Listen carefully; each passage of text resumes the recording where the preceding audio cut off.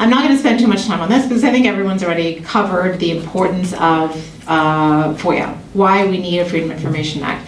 It really is the hallmark of any modern democracy today, and the Bahamas is really an outlier. We are really unusual in the world, and particularly in the Caribbean region, for not having a FOIA. And for those of you who are writing down parts of my slides, I'm happy to have the moderator and the organizer circulate them to your teacher if that makes it easier. So I have students who do this too. You don't have to write everything on the slides. You can get copies of them. I'll ask Dr. Strawn to make them available to your teacher. Okay, so you can just listen and relax. All right, so if we look at the international context for human rights in particular, you can see that really from the 1940s, there have been a number of human rights declarations. And within those human rights declarations, freedom of expression is really fundamental. And freedom of expression is part of our Constitution as well, and has been from the very beginning of our Constitution.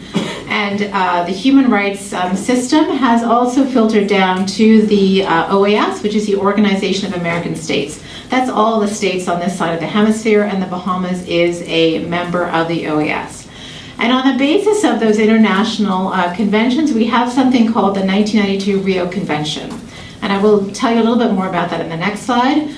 But effectively, it's Principle 10 of the 1992 Rio Declaration that really focuses on access to information and access to justice.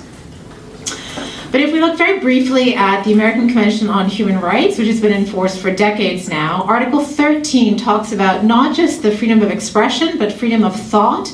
And it says that in order to really exercise the freedom of expression and freedom of thought, you need, as a platform or a foundation, access to information. So for many decades, the concept of access to information has been fundamental to the right to freedom of expression and freedom of thought.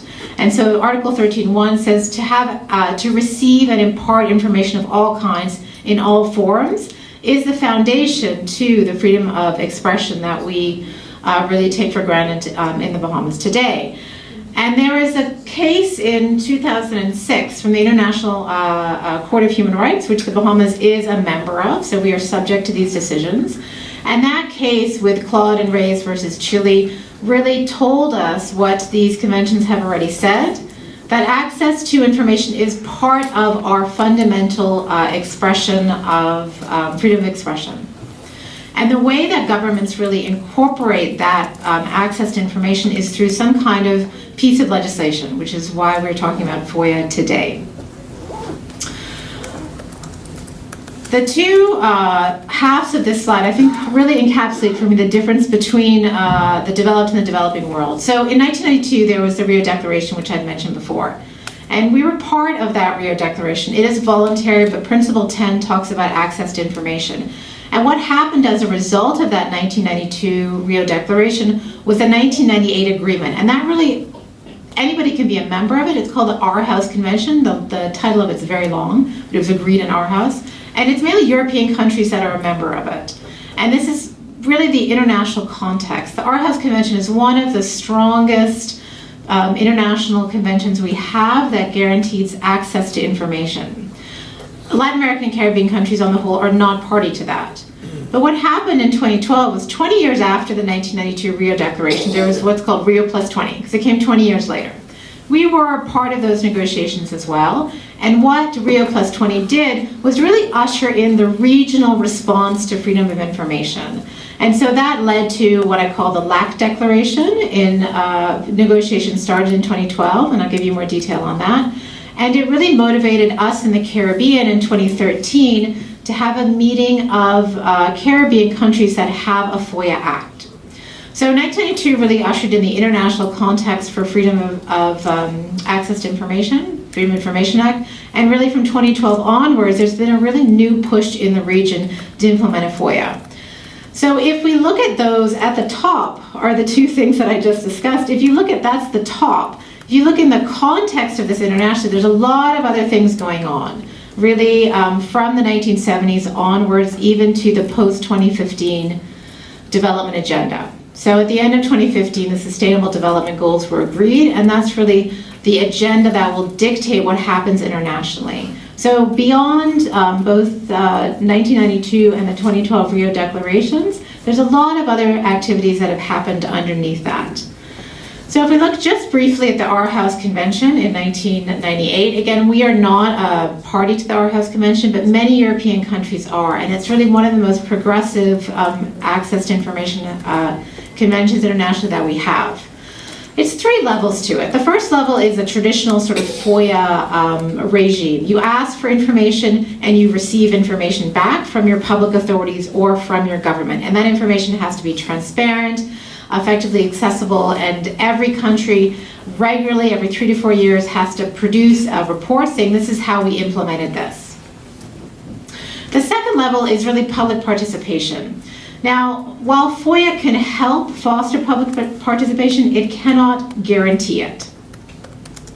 So you can write public participation into acts, and what you can do, and what Aarhus has done, is say that, and this is particularly in the environmental field, Aarhus is an environmental convention, that when governments make decisions, they have to take into account what the public has said to them, particularly in the environmental field. And then the third level of Aarhus is really ensuring access to justice. And FOIA can do this as well, to give you the right that if you're not happy with the response, you can effectively use the judicial process to challenge that. If we look at the LAC Declaration, which is the Latin American Caribbean Declaration that's in negotiations now, you can see this really started from 2012, and there have been a number of meetings in the past couple of years, starting from the declaration in 2012, where certain Latin American Caribbean countries signed the LAC Declaration for access and transparency. A roadmap was agreed in 2012, a Lima Vision was agreed in 2013, and just last month, the region had their 3rd working party where they produced a draft document. And so this is a really dynamic process, and a number of Caribbean countries, including Trinidad and Tobago, Jamaica, St. Vincent and the Grenadines, Grenada, they are all participating in this process. And one of the defining characteristics of these Caribbean countries that are participating in this regional process is that they either have or are going to have a domestic FOIA act. We are not part of this process at the moment, as far as I know. One thing that the Lima Vision says, and I think this is very relevant to this conference today, is what the Lima Vision says is being part of this regional declaration deepens democracy. It is very clear that the region is pushing towards more transparency in order to ensure and further deepen the democracies that they already have. And then, of course, the remainder of these bullet points are things we've already discussed. It helps for the well-being of communities. It helps to increase accountability for governments, access to information, and also governance of natural resources. In fact, the environmental element to FOIA is very important in this regional declaration. And there are a number of principles upon which the Lima Vision is based. Transparency, accountability, non-regression, meaning that if you have a FOIA Act today or you have laws today, this vision should not go backwards. It also takes into account a number of flexibilities. If you think about the countries that are participating in this process, they are often countries that are very small, that have limited budgets, that have limited populations like ours, and so there are capacity limitations. So this declaration builds in the ability to take into account certain flexibilities for smaller countries that are struggling to really be accountable. Finally, at the Caribbean regional level, as I mentioned at the beginning, in 2013, there was really the launch of a Caribbean Freedom of Information Network, and this was really motivated by this Latin American Caribbean process. They met in Jamaica in March 2013 and established what's called the Caribbean FOIA Network, so CFOIN.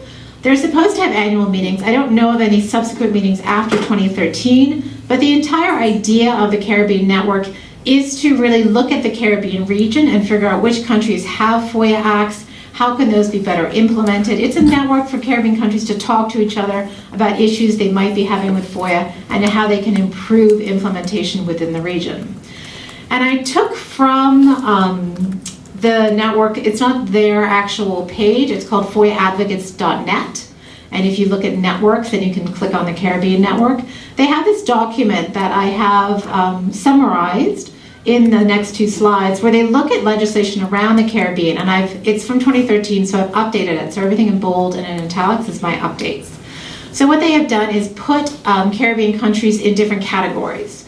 So the stage 1 category country has no FOIA legislation. St. Kitts and Nevis and St. Lucia fall into those categories. However, the old St. Kitts and Nevis Act was published in 2006, but they have a new government called the Unity Government, which promised at the end of 2015 to actually pass the FOIA legislation, although I don't know that it has actually been done. So my updates are in square brackets, italics, and bold, mainly because I had to get this information online, and so I'm relying on the internet to update this. So this is what I believe to be the case, all right, which is why I've kept the different categories that the CFOIA network has already established, because they obviously are in closer touch with regional FOIA networks. St. Lucia, it said in the CFOIA network that they didn't have a FOIA Act, but my understanding is they did have a 2009 Act, it just hasn't been implemented. The second category is FOIA legislation that's been passed but not implemented. The Bahamas is in that category. As you can see, we had a 2012 Act, which was not implemented, but I've updated that to say that we now have a 2015 bill, but that still has not been implemented, so we should stay in that category. I've also tried to use color coding. The dark red is really bad, lighter red is not so great, yellow is, well, we're making progress, and there's another slide with sort of green-yellow to say, well, it's getting better. And as you can see that actually most countries are in the stage 3 and beyond, which is a good thing. Guyana is also in stage 2, but actually I think that they should be moved to stage 3 because they had a FOIA Act that entered into force in September 2013, as far as I know. Stage 3 is where countries are doing a lot better. So Antigua and Barbuda had a FOIA Act almost over a decade ago in 2004. But what's really interesting about the CFOIA document, and it's only a couple of pages, so I would recommend that if you're interested in what the region is doing, you have a look at this. It actually sets out some of the constraints. So stage 3 is they have a FOIA Act, but they're struggling to implement it for a number of different reasons. And so, for example, Antigua and Barbuda just appointed an information commissioner, which is the administrative person who usually administers FOIA and ensures implementation, but they're struggling with a lack of training, and a number of government officials are unaware of the actual obligations in FOIA, which is surprising considering how old the FOIA Act is. Belize had a FOIA in 1994, which was updated, but again, they're having problems with implementation. They don't have enough people in the unit. Their officers are not sufficiently aware of what their FOIA Act says, and the public and NGOs are not as aware, and therefore they're not getting as many requests for information. The final slide is stage 4, where CFOIA has said that the FOIA Act is fully enforced. And even in this category, it's sort of green as in good and yellow as in not so great, because even though it's fully implemented, these countries are still struggling with some implementation issues. So the Cayman Islands has had a FOIA since 2007, but they face some budget cuts, so their unit that was supposed to implement FOIA had been cut, and they also need more help from civil society in publicizing the Act. Jamaica has actually been very good in the region because they've had strong support from the public for implementing their FOIA Act, including the media and NGOs. St. Vincent and Grenadines is having some problems in terms of how you can appeal a decision if you don't like a decision that you've received from FOIA. And Trinidad and Tobago has actually, I think, a very good FOIA Act, but it does have a number of exceptions, and in order to appeal, you've got to go through a very strict procedure of judicial review, which Dr. Rogers has already mentioned earlier. So what are we doing here? We had a FOIA Act in 2012 that was passed, but it was not enacted. There were a number of criticisms when the Act was published from the public, mainly in relation to the number of exceptions to FOIA, and that there was no definition of public interest. And I'll explain that a bit later. And so the Ministry of Education, along with the Office of Attorney General, formed a committee to review the 2012 Act. And as I said before, I have been appointed a year and a half ago to that committee on behalf of the College of the Bahamas, and the committee reviewed and benchmarked the 2012 Act, and in May last year a new bill was published which has a number of amendments or changes from the 2012 Act. Some of the changes, and again this is very brief, some of the changes exclude expanding who can ask for information.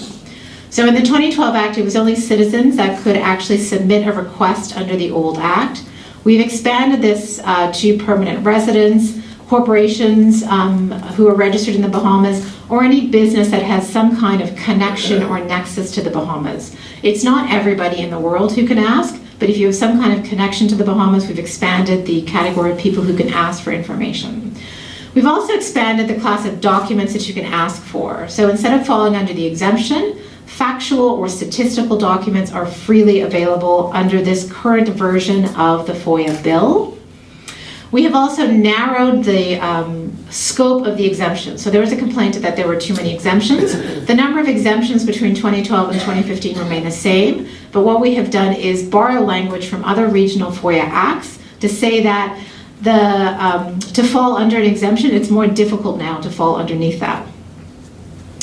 We also recommended a standalone whistleblowing piece of legislation. A whistleblowing legislation is saying that someone who leaks information in good faith is protected either from victimization in their job or from actual criminal charges from the government. So although there is a provision in the FOIA bill now that protects whistleblowers, we've actually recommended that there's a separate piece of legislation to protect whistleblowers nationally, which is good for a number of reasons. Over and above access to information. And we've also recommended that the Official Secrets Act be reviewed. We have a very old Official Secrets Act which is applied very frequently. We also removed the veto power of the minister. So in the 2012 Act, the minister could just issue a certificate of exemption, which you could never challenge through the courts. We have removed that. We have implemented what I think is a more independent information commissioner. It's not perfect, but it provides for a more independent powers of the Information Commissioner, and that even the decision by the Information Commissioner is subject to review by the courts. So we've said the courts can always have a place if you are not happy with the decision that you get under the FOIA Act. And we've also implemented a public interest test. And if I have time, I want to just talk a little bit more about that. I have 2 minutes. Okay, I'll do it quickly. We benchmarked the 2012 Act against other regional and international pieces of legislation that you can see, including the OAS Model Law on Access to Information. There are other, and this is actually incorrect, the first, it should not be citizens. Anyone with a nexus to the Bahamas can ask for information, and then provided that record is not exempt, you get it. So it is a request and response process under FOIA at the moment. Public authorities, which are effectively government departments at the moment, or government corporations, have to have someone in place in their institution who is responsible for receiving requests from FOIA and telling you what data that they actually have within their department. We've put in one provision for whistleblowers in the actual act itself, or the bill itself. We've also said that codes of practice should be published to help public officials figure out what their obligations and the public obligations are under FOIA. We have said under Section 50 of the bill that training has to be given to public officials, and you can see that this is actually very important. If you look at the implementation issues that I just covered that other Caribbean countries are struggling with, a lot of their public officials are not aware enough about FOIA. And we've also provided a criminal offense to hide or destroy information. There are two types of exemption under FOIA, and this is fairly standard among most FOIA acts. Absolute, where you could never get access to the information, and conditional, where you can get access to the information if a document should be released under what's called the public interest test.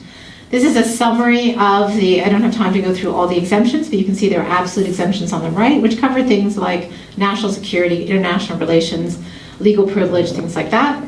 The exemptions on the right are conditional, which means it's subject to the public interest test. I can see Dr. Watson is circling, so I'm going to go through the rest of it very quickly. Public interest is defined in the bill itself. So it's if it's in the public interest to disclose, then you can disclose it. There's 3 levels of review. If you ask for a document and you are denied, or you don't like the answer, or you don't get an answer within the time limit, you can ask that department to actually review their decision internally. If you still don't like the answer that you get, you can then appeal that decision to the Information Commissioner. If you still don't like the decision that you get, then the 3rd level of review, as I'd indicated before, is that you can take the decision to court. This is my second to last slide. The bill was published in May 2015, a year. It's been online for a year. Since that date, we have only received 3 written recommendations on changes that people would like to see to the bill. 2 of those are from Bahamian entities, and one of them just came in last week. I'm saying that to say that we've not received a lot of response from the public of things that they may like to change or recommendations they may like to see. The public consultation started in Nassau 3 weeks ago. We had a meeting here. Then there was a meeting in Grand Bahama. The members of the committee went to Abaco yesterday, and it will continue throughout, I think, the month of June. And so there will be a second meeting in Nassau, one in Eleuthera and one in Exuma. After that, the process going forward is that the committee will review all the recommendations we've received at the public meetings and written recommendations. We will then submit to Cabinet any recommendations we may have for further changes to the bill. And the indication that I have heard publicly from the minister is that he hopes that a revised bill or the same bill will go to the House later this year. So that is the process going forward. I put this picture up for a reason. This was the first this is the attendance at the first public town hall meeting we had in Nassau 3 weeks ago. Now, there have been complaints that it was not well advertised, although having said that, the minister did give a press briefing the week before, which was covered by the media, and the media didn't really show up either. We have had complaints that we need more advertising for public events, and that complaint has been passed on. There was a meeting held by a civil society organization called Org earlier in the week, which was quite well attended, actually. So this is not the only opportunity we have had or will have going forward to have meetings with the public. However, from what I have seen in the region, there are really two factors that will influence how well FOIA is actually implemented in a country. You could pass the best legislation in the world. Unless it's implemented properly, it's not actually going to be effective. The two criteria are really political will and civil society pressure. It is incumbent upon civil society to be involved in this process and to continue to be involved in the FOIA process afterwards. Without a strong civil society, this is never really going to have the impact that I think we would all like to have. So I'm done. These are the links where you can find the documents that I've referred to, in particular the Bahamian 2015 FOIA bill you can find on the government website, or you can actually just Google Attorney General Bahamas, click on the right-hand link to read more, and you scroll down to May 2015 and you will find a version of the bill. Thank you.